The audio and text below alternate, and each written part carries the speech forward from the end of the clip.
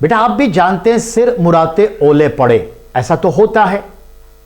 और कहते ऊपर से नहीं ऊपर से करेला चढ़ा, ये भी सुना होगा। और विपत्ति आती है तो छप्पड़ फाड़ के आती है, और विपत्ति आती है तो एक पर एक आने लगती है। और भगवान देते हैं तो छप्पड़ फाड़ के देते हैं। गौतम अडानी पे विपत्ति आनी शुरू हुई, जो उनके सेल्फ जनरेटेड विपत्तियां थी। इसको लेके बहुत सारी प्रॉब्लम्स क्रिएट होने लगी। अब इसी को लेके बांग्लादेश की सरकार ने क्या कहा सुनिए। एक्चुअली बांग्लादेश की सरकार के साथ भारत सरकार का एक एग्रीमेंट साइन हुआ, जिसके तहत अडानी समूह जो बिजली सप्लाई करेंगे बांग्लादेश को, उसका जो कीमत तय हुआ था वो थर्मल पावर से सप्लाई बिजली होगी, उसकी कीमत एक तय है। इस पर बांग्लादेश की सरकार ने कहा कि थर्मल पावर से ये बिजली आप जनरेट करेंगे और जो हमने आपके साथ एग्रीमेंट किया है इसकी कीमत बहुत ज्यादा है, कीमत कम करिए।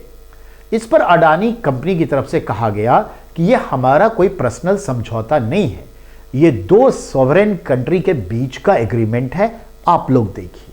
इस तरह से वो साइड हो गया, भारत सरकार अपना देखेगी। तो मामला क्या है इसको समझिए।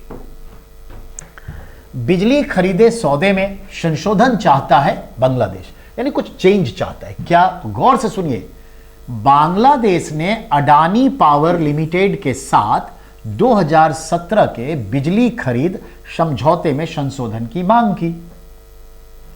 हमारे विचार में कोयले से बनी बिजली की कीमत अत्यधिक है, ऐसा बांग्लादेश ने कहा।